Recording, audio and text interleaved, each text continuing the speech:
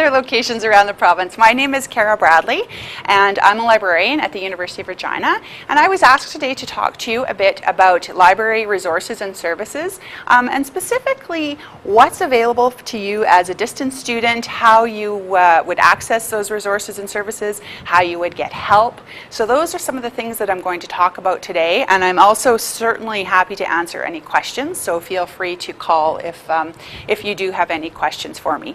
So we call the service for distance students, the library service for distance students, URead, which stands for University of Regina Education at a Distance. And I think you're going to post these, a recording of this, and I'll also send these slides along to Mila so that they can be shared with you. Just our contact information is on this slide. So we have a toll-free phone number, so if you're requesting materials or you need help, you can phone that 1-800 number at no charge to you. You can also contact us by email, quite simply uread@uregina.ca. And then also there's the URead Library website, and we'll go in and take a look at that. I'll show you some of the information that is available there. First of all, I just wanted to point out that in order to be eligible for URead services, you need to both live and take your course outside of Regina. You can use all the library's online resources and so on, regardless of where you live. But if you want us to be mailing items out to you, those kinds of services, you need to both live and take the course outside of Regina. And you need to have a valid University of Regina student ID number. So what kinds of services do we provide for distance students? We lend you materials from our collection. So we'll go in a little bit and take a look, and you'll see that a lot of our materials are available electronically now. But still, we have a big 6-story building full of materials here that you can borrow. So books, if there's journal articles you're looking for that aren't available electronically, they're in a print journal, government documents, those kinds of things, we're happy to lend those to you. And again, you can call that toll-free number to request those. You can also use the URead email address. I'll show you the request form on the website, and you can request those materials and we'll send them out to you. When we send them, we also include a postage paid return label so that you can return those items to us without having to pay postage as well. So it truly is at no cost to you. We're also happy to provide reference assistance. So by that I mean help on how to do library research. So things like if you're having trouble finding information, or you think your topic is perhaps too narrow or too broad, we're happy to consult with you on that. You're looking for guidance on where to search, how to narrow your search down. Those are the kinds of things that we're here to give you a hand with. And again, we can help you with those things by phone, by email, or by our chat reference service, which we'll look at in a minute too. As a University of Regina student, distance or not, you also have access to all of our online journals, books, and databases. So this really puts a whole world of electronic resources available to you at your fingertips. If you've tried doing any research on your own, you'll probably have run into a situation where you find an article that looks exactly like what you need, you click on it and it says, okay, take out your credit card and that'll be $40. So by the benefit of coming at these resources from the library website is that they're free to you. You are covered by the university's subscription to those materials. We can also issue Copal Cards. And what a Copal Card does is it allows you to borrow library materials from other university libraries in Canada. So if you are taking an online class and you're going to live with your boyfriend in Vancouver while you're doing it, or if over the Easter break you're going to be in Winnipeg visiting some family and you think you may want to use the library in one of those cities. Another situation is if you're in near Saskatoon and you want to be able to go in and use the U of S library. All of those things can be met by having a Copal card. So you would contact URead in advance. We would issue you a Copal card, and then you can take that card to any other university library and use that card to borrow from that library. And then we can also do class-specific instruction. And so this typically, these requests come from the instructor. So if there's any instructors out there, take note of this. But also students, if you find that you have a class where there's a research paper and you'd really like some guidance on the resources in that area, strategies for finding information, you can certainly contact URead, and URead will arrange to do a customized instruction session either in a televised environment like what we have here, or we can also do those sessions online using Adobe Connect. So, and that can be good too, then everyone can log in from work or home or wherever they happen to be, and you don't all have to join at a single location. So that's a quick overview of URead services. I want to spend the bulk of our time, though, talking about some of these other stuff, as I called it here. So things like e-journals and e-books, various search tools, LibGuides, Interlibrary Loan, as well as some of the other services that are available to you as a university student. So I think the first place to start with this, because I imagine there's quite a few first-year students out there, is to talk a little bit about journals, journal articles, peer-reviewed journals, because I know those are terms that are thrown out a lot in classes and in your assignments, and there's something that not all students are comfortable with. So when we talk about a journal, we're talking about scholarly publications that publish articles written by experts in a particular field. It's kind of like, if you've never seen or used a journal, it's kind of like a magazine that comes out at regular intervals. So some of these are, they come out monthly, some of them come out 3 times a year, twice a year, it varies widely. And they contain meatier articles than you typically find in a magazine. So a magazine article tends to be a page, 2, 3 pages. Scholarly journals contain substantive research, so typically lengthy articles on specific topics. And there's tens of thousands of different academic journals out there. A lot of them are specific to particular disciplines. So something like the British Journal of Social Work would be an example. So if you are a social work student and you're doing research on a social work topic, that might be the kind of place where you would find some scholarly research on your particular topic. The articles in journals, scholarly journals, are written by experts in the field. So in a magazine, they're often written by journalists, but in a scholarly journal, you find that they're written by researchers, faculty members at universities, people with significant credentials in the area that they're writing about. You'll also find in journal articles that there will be a substantial list of references at the end, or works cited. So you will be able to kind of trace, how did this person arrive at this conclusion? What other research did they refer to when they were doing this work? So look for that as well. When your professor talks about peer-reviewed journal articles, those are scholarly articles that have gone through an additional sort of step. So what this looks like is if I'm an author and I write an article and I submit it to a journal, the editor of that journal looks at my article and says, yeah, looks all right.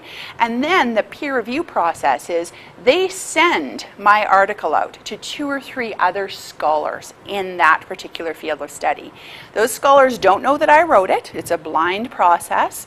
And they do an unbiased assessment of the quality of my research. They write a report back to the editor saying, yes, this is very good research, publish it, or suggest the following corrections and publish it, or this is not good research, don't publish it. So it's kind of a process of vetting to ensure a higher quality of publication. So if you're hearing your professors talk about peer-reviewed journal articles, that is what they're speaking about. And peer-reviewed journal articles, that used to be that they were all in print. So we still have tens of thousands of volumes of print journals in the library. But now the vast majority of journals are e-journals, which simply means they're journals, but they're available electronically. So you can access them all from your computer in Swift Current or PA, wherever you happen to be. Similarly, we have a lot of ebooks in our collection, and same kind of idea. Rather than having to come and get the book or have us send the book out to you, ebooks are books that you can search for and read in their entirety right from your desktop. So we'll maybe just go to the library website here.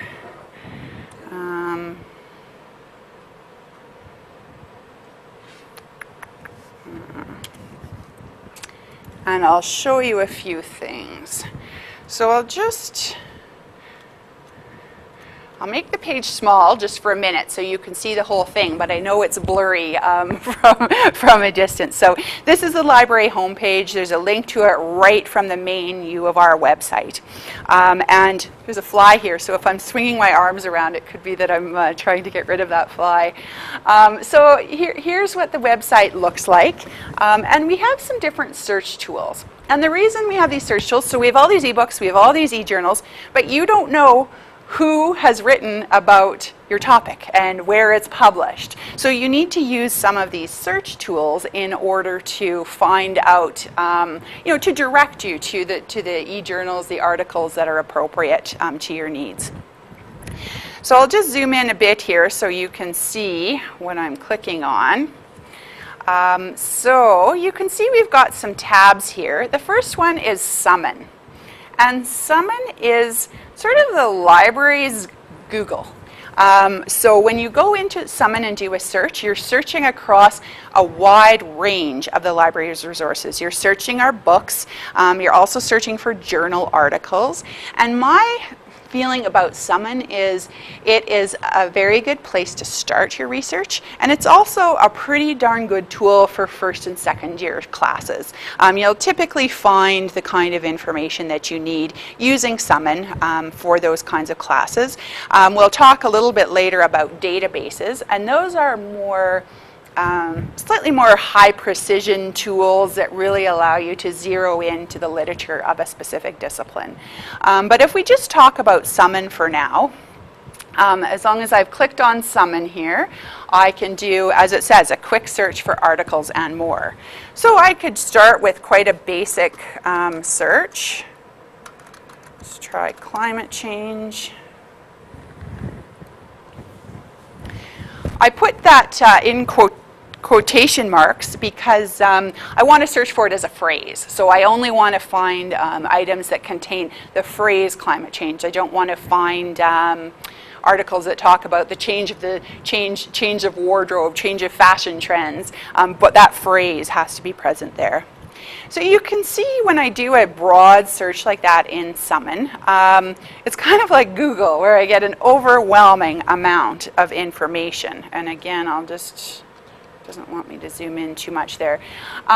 So I get a lot of different results here, and along the left-hand side, I get some results that help, or some options that help me to narrow my search down. So things like limiting to only those items that are available full text, only the things that I can access the full article or the full book electronically.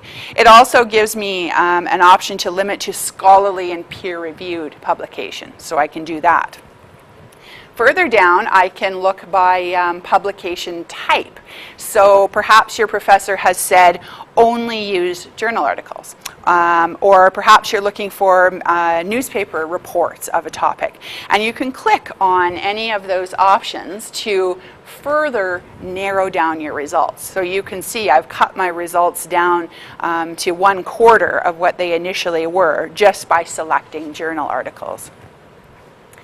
And then there's further options down here. I can scroll down and I can limit by discipline. So perhaps I'm only interested in climate change from a sociological perspective or a medical sciences perspective. What is this doing to people's health?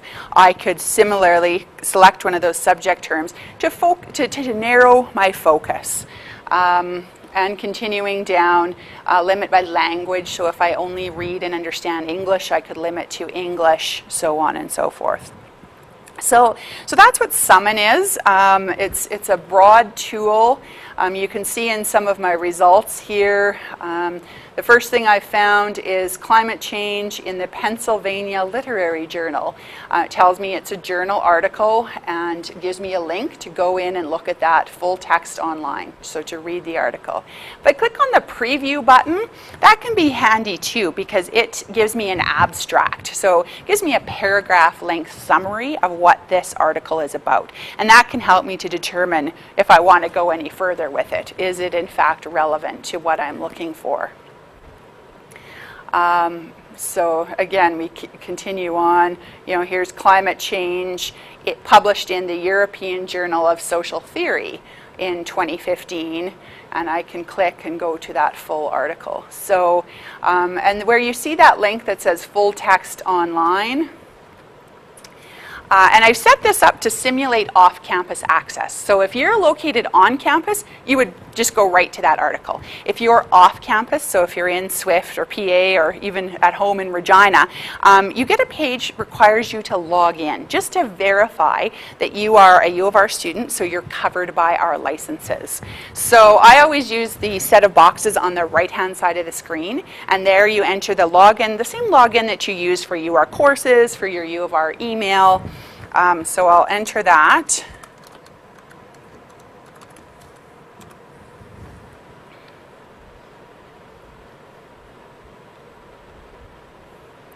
And I click login, and it sends me merrily on my way. So here is the article, and it says full text, free to you, and that's because I've logged in with my U of R login. I can click on that, and then I can read the article in its entirety. I can save it, I can print it, I can just read it online if I wish. So that's kind of a basic research process, a basic search in Summon that leads you to the full text of these articles.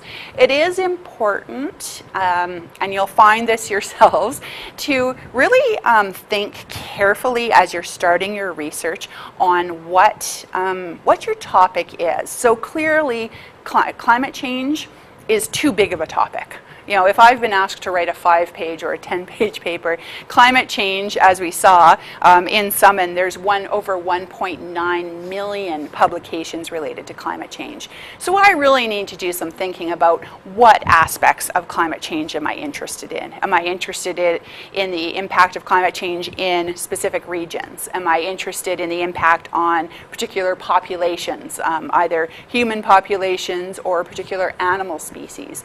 Those are the kinds of things that I need to think about. So I would be doing a much more specific search. I would be looking for something like climate change, and I was just in the Cook Islands this summer. So climate change and Cook Islands and economy, perhaps. So do keep that in mind, that if you're doing searches and you're finding far too much information, it can certainly be an indication that you need to think a bit about refining your search. And again, that's something that URead, you know, if you're really stumped with, URead might be able to give you some ideas. And it's also something to talk to your instructor about. They'll likely be able, they are the ones that are going to be grading your assignments after all, so they'll be able to give you some good guidance on those kinds of topics. So that's a whirlwind tour to Summon. As I said, I think Summon is a good tool for starting your research. It's a good tool, you know, when you're early on in your academic career. The next link over here is the catalog. And what the catalog is you've probably seen this in your public library, your school library. The catalog is the place you would go if you want to search for books. If you want to search for books on a particular topic, books by a specific author, books a specific book title. You can also use the catalog to see if we have a subscription to a particular journal. So let's just do a few things in the catalog so you can see what it looks like. So if I click on the catalog tab, and then I can specify what kind of search I want to do. So I'm going to start off with a title search. And I'm going to look for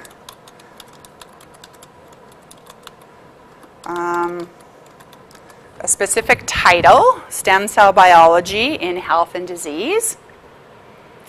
And here it is, that result comes up. And when I look at this, I can see, when I look at the holdings information, it says internet ebook, no call number available. So that means to me that this is an online book that you can access from your desktop, wherever you happen to be. So if you get that, what you're going to do is look for this link, this line that says links, and click on the link that you're given. And here we go. I'm in the book, Stem Cell Biology in Health and Disease. So there's different things I can do. Some of them allow you to download a copy of the book that typically self-destructs after a certain amount of time, week, 2 weeks. You can also go in and view what the chapters are in this case, and download just a specific chapter, or view the chapter, so just read it online. There's also a search within this book feature at the top, and that's quite common in these books. So if there's a specific concept or term you're looking for, you can do a search there, and it will take you right to the relevant portion of that book. So that's what ebooks look like, and how you would go about searching for a book in the catalog. I should mention too that if you're looking in the catalog for a book, you may see that some of the books listed are held in Archer, which is the main library on campus. And just submit a URead request and we'll get that book and send it out to you. You will also see that there are books held at Campion College, Luther College, and First Nations University. And again, you can submit a URead request form, and then we will go to whatever library on campus has that item and send it to you. So there's print books from various libraries on campus, as well as the electronic books in there. I'll just show you briefly too. If I had a reference, you know, my teacher said to me, you should really read this book in the British Journal of Social Work. How can you tell I've been helping social work students this morning? I can use a catalog and do a journal title search for that journal.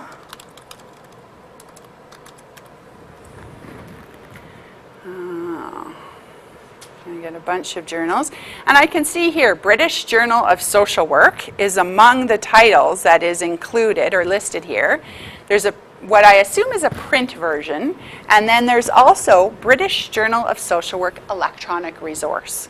And if I click on that, same as I got with my ebook, it gives me some links to full text. Sometimes there's one link, sometimes there's several links. You select the one that includes the date you're looking for. So if I was looking for an article published in 2015, obviously this first link isn't going to meet my needs. It goes all the way back to 1971, but it only it ends in 2010. So I'd go for one of these other ones, 96 to the present. So I could click on that link, and here I go. I get the current, I can view the current issue. I can also view, let's go back here. I can also click on Browse the Archive. So if it's a past issue, it's something that was published a year ago or 3 years ago, I can go in and I can select the year I'm looking for and the specific issue in order to access that, that specific article. So that's another way. If you know, something like Summon is good if you don't know what you're looking for. You know your topic, but you don't know what journals have published research on that topic. Whereas this is the way I would go if I know, okay, I'm supposed to find an article published in July 2015 on page 193. Then I'm going to do this. I'm going to go to the catalog and look for that particular journal title. So that's using the catalog to find books and journals. Another link here, link over, is databases. And databases are, there's a couple of different categories in here, I would say, but they're search tools that tend to be specific to a certain discipline. So when you really start getting into, your second, third year psych classes, and you're really wanting to delve into the psych literature, or you're taking a history class and you really want to focus on a particular topic, that's when it's time to turn to databases. And this can be a little bewildering. What we've tried to do is help you by allowing you to choose by subject. So you can see we've listed all these different subjects here, pretty much everything taught at the university. So for example, I could go to psychology and click on Find, and it will give me a list of the resources or the databases that are most relevant to psychology. And then we can go through and have a look. And we get a real mixed bag of stuff here. So, for example, we get the DSM-5. And the DSM-5 is the standard manual for classifying psychological and psychiatric disorders. So you will often find this referred to in psychology and psychiatry. So by searching databases by subject, we can find the DSM, click on it, and go in and view that whole big reference book in its entirety. We can scroll down and there's different options. Child development is quite a comprehensive reference tool on child development. So if that was the area of psychology I was interested in, I would probably go in and take a look at that. Some different ones here. Each of them we've tried to give you a bit of background information. But as we go through, we find, for example, PsycInfo is the biggie in psychology. That's sort of the main psychology database where you would go and search for a topic to see what kinds of articles are available on it. Next one down is Psych Tests. So if you're looking for copies of psychological or psychiatric tests that have been developed and are administered to subjects to assess them, then you would go into a database like Psych Tests. So I guess what I want you to take away from this is there's a lot of information available. It varies widely depending on the subject matter you're studying. So if you eventually find yourself in engineering someday, you'll find that there are a lot of standards databases, patents, those kinds of things. So every academic subject area kind of has its own tools and its own way of communicating. So my suggestion to early undergrads is typically to start with some general tools like Summon, and then move to these more advanced tools if you need to. And certainly you'll be looking at some of these by the time you're in third and fourth year. But if you find that you need to use these, contact URead, and they're happy to sort of direct you to some of these, help you work through what search terms are going to work. So do feel free to contact the library for that kind of guidance. The other thing is you can always, if you're an instructor, you can request that someone do an instruction session for your students on the resources in a particular subject area.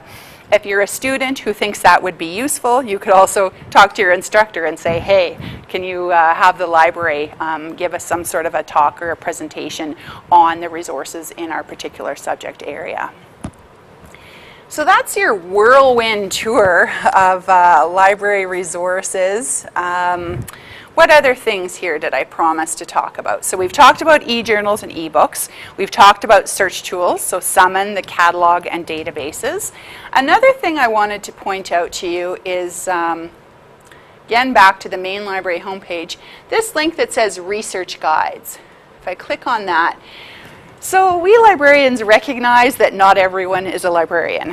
So we've tried to create some research guides related to specific subject areas and in some cases related to specific classes that help students get a start, help you to navigate the resources that you need to successfully complete your class. And you find that under Research Guides. And again, if you click on Research Guides, you can browse by subject area. So if you are in biology, for example, you can see there's a guide here, so introduction, and then we can navigate by these tabs along the top. There's advice on finding biology books, finding articles in biology, some essential search techniques in biology, etc. Other subject areas, you'll find there are more guides, so something like education. a lot of the education classes all seem to do their own thing and have very particular assignment requirements. So the education liaison librarians have gone through and created a lot of different guides that relate to specific classes, assignments, those kinds of things. So I would certainly encourage you to check out those LibGuides as well. Additionally, if you're an instructor and you would like a LibGuide created specifically for your class, you can contact the library and we'll see what we can do. Often that involves you providing us a copy of your syllabus and your assignment requirements so that we can really develop something that is specific to the needs of your students. So that's library guides or research guides. Interlibrary Loan, I did want to mention as well on the main library homepage. We have a lot of stuff available in print and electronic, but we don't have everything. And if you need something and we don't have it, you can go in and use this request an interlibrary loan form and have us get the item for you. And again, there's no charge for this, so if you need a book that we don't have, or a chapter in a book that we don't have, or an article we don't have, you can use the interlibrary loan form to request that. You do need your library barcode, so if you don't have a barcode, again, just contact URead and we can issue one to you over the phone. So that's interlibrary loan. Those are kind of the highlights. A few other things, I guess. Instruction.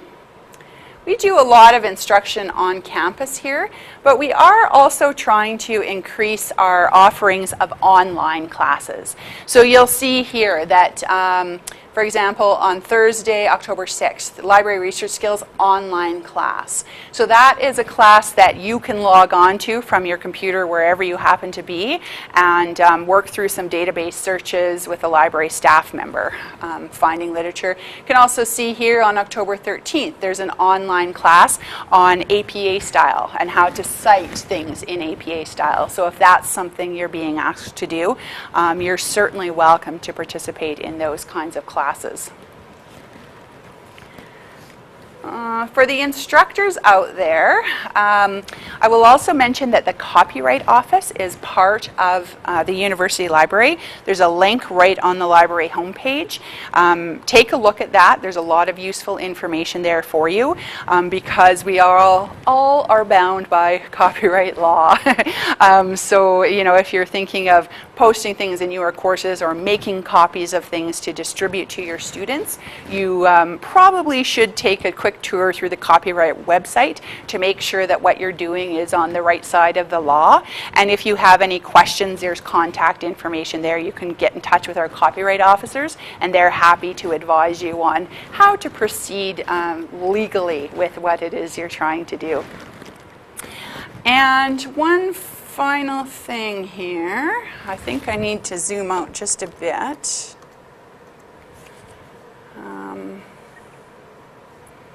If I go to help right up near the top here, you can see I get a bunch of options. So you can email URead and request assistance, but you can also see there's other options here, including the online chat service. So you can just chat your question over here, and that chat window is open all hours that the library is open. So the URead email and the URead phone, that person typically works till 5 o'clock. But if it's 9:30 at night and your paper's due tomorrow and you're looking for some help, that chat service is typically staffed until 11 o'clock at night, as well as being staffed on the weekends. And distance students, just like Regina students, are certainly welcome to use that to get assistance. So I think that's the sort of the key points. I always fear with these kinds of sessions that I leave you in information overload, so I think I'll stop there. I do welcome any phone calls, though, if you have any questions for me. And other than that, I'll encourage you to contact me. I'll show you the URead site as well, under Services, and then Distance. Here, make this bigger.